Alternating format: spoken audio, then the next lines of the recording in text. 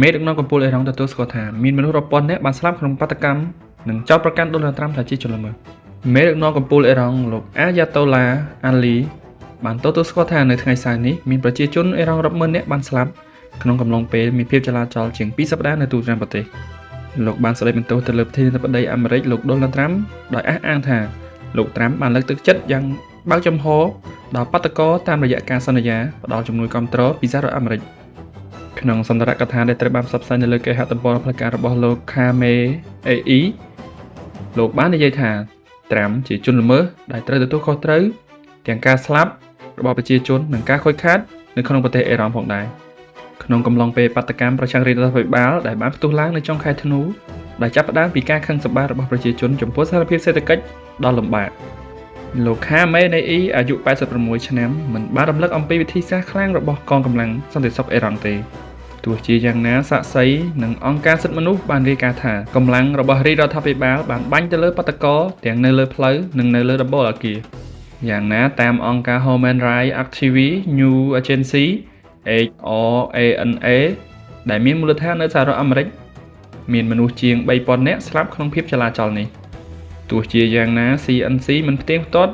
តួលេខនេះដោយឯករាជ្យបានទេក្នុងសន្ទរកថាដែលចាក់ផ្សាយតាមទូរទស្សន៍កាលពីថ្ងៃសៅរ៍លោកខាមេណេអ៊ីបាននិយាយថាអ្នកបង្កភាពចលាចលអាចបែងចែកជាពីរក្រុម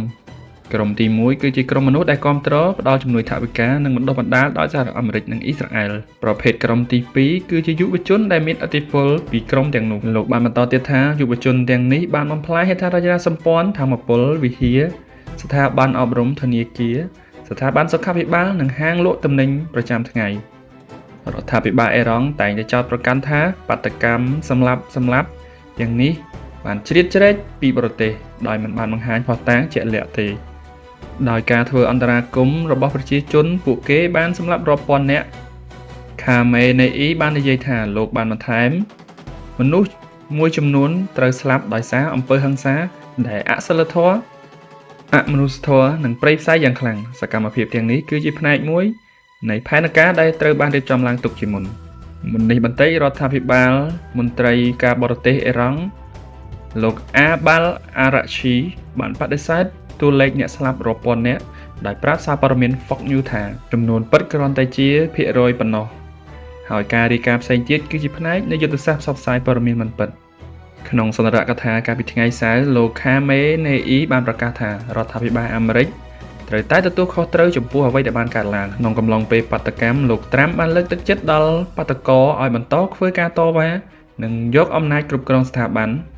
ដោយធានាថាជំនួយកំពុងតែធ្វើដំណើរមកតាមផ្លូវយើងចាត់ទុកថាប្រធានាធិបតីអាមេរិកជាជនល្មើសទាំងចំពោះការស្លាប់និងការខូចខាតចំពោះការប្រមាថដែលលោកបានធ្វើចំពោះជនជាតិអេរ៉ង់ខាមេណេអ៊ីបាននិយាយថាយោងតាមការបកស្រាយសន្ទរកថានៅលើគេហទំព័រផ្លូវការរបស់លោកត្រាំបានឆ្លើយតបភ្លាមៗដោយអំពាវនាវឲ្យមេដឹកនាំថ្មីនៅអេរ៉ង់និងលោកខាមេណេអ៊ីថាជាមនុស្សឈឺគួរតែដឹកនាំប្រទេសឲ្យបានល្អនិងបញ្ឈប់ការសម្លាប់ប្រជាជនក្នុងបទសម្ភាសន៍ជាមួយ Politico លោកត្រាំបាននិយាយថាខាមេណេអ៊ីក្នុងនាមជាមេដឹកនាំប្រទេសត្រូវតែទទួលខុសត្រូវចំពោះការបំផ្លាញប្រទេសទាំងស្រុងនិងការប្រើអំពើហិង្សាដល់កម្រិតដែលមិនធ្លាប់មានពីមុនមកលោកខាមេណេអ៊ីក៏បានទទួលស្គាល់ថាស្ថានភាពសេដ្ឋកិច្ចអេរ៉ង់ពិតជាលំបាកខ្លាំងប៉ុន្តែលោកបានអំពាវនាវឲ្យប្រជាជនរួបរวมគ្នាក្នុងការពារប្រព័ន្ធអ៊ីស្លាមនិងអេរ៉ង់លោកក៏បានអំពាវនាវឲ្យមន្ត្រីរដ្ឋាភិបាលបង្កើនការផ្គត់ផ្គង់ទំនិញចាំបាច់ដូចជាស្បៀងអាហារសត្វនិងទំនិញសំខាន់ៗផ្សេងទៀតដោយយោងទៅលើការដង្ហែគាំទ្ររដ្ឋាភិបាលកាលពីថ្ងៃច័ន្ទនៅទូទាំងប្រទេសលោកខាមេណេអ៊ីបានអះអាងថាបាតកម្មត្រូវបានពន្លត់ចោលបាត់ទៅហើយក្នុងកំឡុងពេលបាតកម្មរដ្ឋាភិបាលអេរ៉ង់បានកាត់ផ្តាច់អ៊ីនធឺណិតចាប់ពីថ្ងៃទី8ខែមករាឆ្នាំ2026ទោះជាយ៉ាងណានៅព្រឹកថ្ងៃសៅរ៍អង្គការឃ្លាំមើលសន្តិសុខអ៊ីនធឺណិត NetBlock បានរាយការណ៍ថាមានការកើនឡើងបន្តិចនៃការតភ្ជាប់អ៊ីនធឺណិតប៉ុន្តែសរុបទៅត្រឹមប្រហែល 2% ប៉ុណ្ណោះនៃកម្រិតធម្មតាសារព័ត៌មាន May Agency បានរាយការណ៍ថាអ៊ីនធឺណិតត្រូវបានបើកឲ្យអ្នកប្រើប្រាស់មួយចំនួនវិញដោយអះអាងថាការកាត់ផ្តាច់មុននេះគឺដើម្បីទប់ស្កាត់ភាពចលាចលនៃភេរវកម្មនិងធានាសុវត្ថិភាពក្នុងប្រទេសក្នុងសន្ទរកថាបន្ថែមកាលពីថ្ងៃសៅរ៍លោកខាមេណេអ៊ីបានព្រមានអ្នកចូលរួមក្នុងភាពចលាចលនិងប្រឈមមុខនឹងវិធានការតាមផ្លូវច្បាប់ប៉ុន្តែមិនអាចបញ្ជាក់ពីកម្រិតនៃការដាក់ទោសបានទេ យោងតាម HRANA មានបាតកោជាង 42,000 នាក់ត្រូវបានចាប់ខ្លួនទោះ CNC មិនអាចផ្ទៀងផ្ទាត់ចំនួនតួលេខនេះបានក៏ដោយការព្រួយបារម្ភក៏មានការកើនឡើងបន្ទាប់ពីអัยការក្រុងតេហេរ៉ង់បាននិយាយថាប្រទេសអេរ៉ង់បានអះអាងថាมันមានផែនការប្រហារជីវិតបាតកោទៀតឡើយយើងនឹងរងចាំមើលទាំងអស់គ្នាថាតើបាតកោដែលបានចាប់ខ្លួននៅអេរ៉ង់តើត្រូវកាត់ទោសប្រហារជីវិតឬយ៉ាងណាហើយលោកប្រធានាធិបតីអាមេរិកលោកដូណាល់ត្រាំនឹងមានផែនការអ្វីបន្ថែមបន្ទាប់ពីមានការចាប់ប្រកាន់ពី